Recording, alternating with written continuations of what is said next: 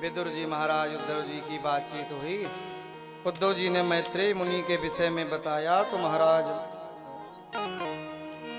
विदुर जी महाराज मैत्रेय मुनि के आश्रम पधारे और यहाँ पर विदुर जी महाराज ने मैत्रेय मुनि से प्रश्न किया, पूछा कि महाराज भगवान को, परमात्मा को इस संसार को बनाने की आवश्यकता क्यों पड़ती है? सृष्टि के विषय में पूछा, सृष्टि कब बनती है, कैसे बनती है, क्यों बनाई जाती है?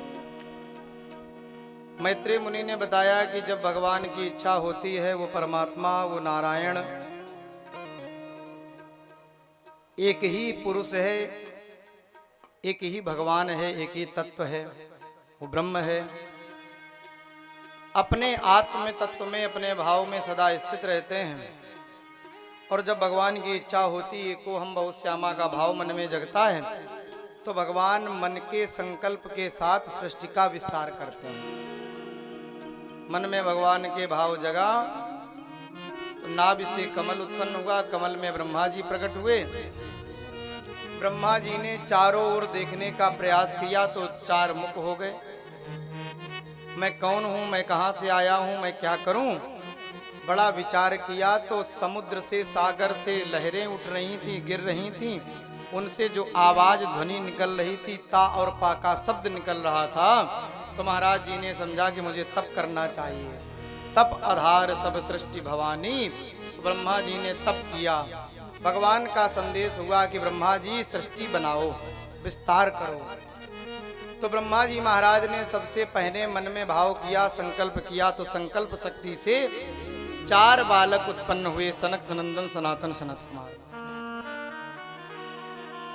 बालकों ने प्रणाम किया, पिताजी मेरे लिए क्या आज्ञा है, क्या करें? तो ब्रह्मा जी ने कहा कि अभी तो जो भगवान की आज्ञा है, सृष्टि को बढ़ाना है, तो सृष्टि का विस्तार करो। सनत कुमारों ने हाथ जोड़े निवेदन किया कि महाराज जी, पिताजी हमें इस सब सृष्टि परिवार इनके चक्कर में ना फंसाओ, हम तो केवल भगवान का भजन करना चाहते हैं। ब्रह्मा जी को लगा कि अभी अभी बेटा पैदा हुआ है और हमारी आज्ञा का उल्लंघन कर रहा है ना? पिता की बात बेटा ना माने तो पिता को क्रोध स्वाभाविक है।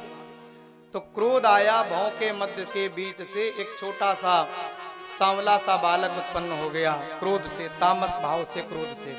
और जैसे वो प्रकट हुआ तो रुदन करने लगा, रोने लगा। ब्रह्मा जी ने पूछा, क्यों रो रहे हो? अरे हमें आपने प्रकट तो कर दिया, मेरा नाम, मेरा काम हमें नहीं बताया।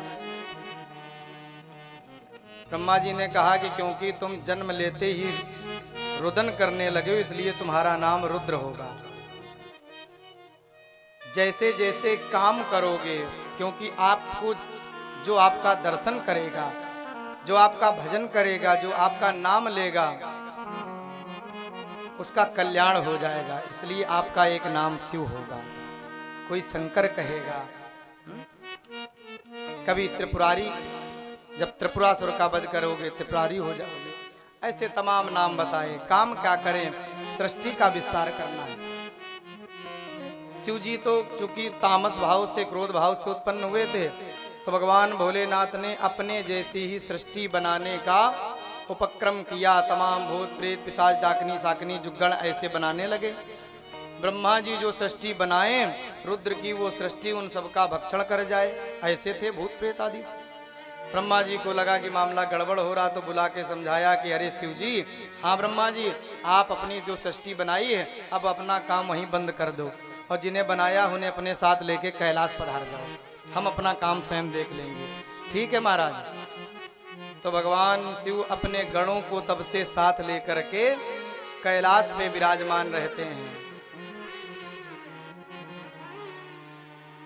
ब्रह्मा जी ने अब की बार मन में संकल्प किया तो 10 बेटों ने जन्म लिया। भृगु, वशिष्ठ, च्यवन, गौतम, अत्रि, पिप्पलाद, दसमस्तत्र नारदा, 10वें के रूप में नारद जी महाराज। और इन 10 ऋषियों, जो भृगु हैं, वशिष्ठ हैं, च्यवन हैं, गौतम हैं, अत्रि हैं, इन ऋषियों के द्वारा ही आगे धीरे धीरे सृष्टि का विस्तार हुआ। वाणी से सरस्वती मैया का जन्म हुआ। सरस्वती मैया वाणी की देवी हैं, ज्ञान की देवी हैं। मैया सरस्वती का स्वरूप सौंदर्य देख करके ब्रह्मा जी का मन कुछ विचलित जैसा हो गया। तो जो बालक थे, जो भृगु आदि महात्मा थे, उनको बड़ा क्रोध आया अरे पिताजी, आपके मन में जब ऐसा भाव आ रहा, आप अपनी पुत्री के लिए, जो आपकी पुत्री है जिसको आपने जन्म दिया, ये भाव आएगा तो संसारवासी क्या करेंगे, ये ठीक नहीं है। ब्रह्मा जी को बड़ी लज्जा लगी, मन में बड़ी ग्लानि हुई और अपना शरीर त्याग दिया। और जैसे शरीर त्यागा तो महाराज अब की बार जो नवीन शरीर धारण किया ब्रह्मा जी ने, और जो पुराना शरीर छोड़ा, उससे एक स्त्री और पुरुष का जोड़ा उत्पन्न हो गया, मनु और शत्रु का। स्वयंभू मनु अरु शत्रुपा, जिनसे भई नर सृष्टि अनु।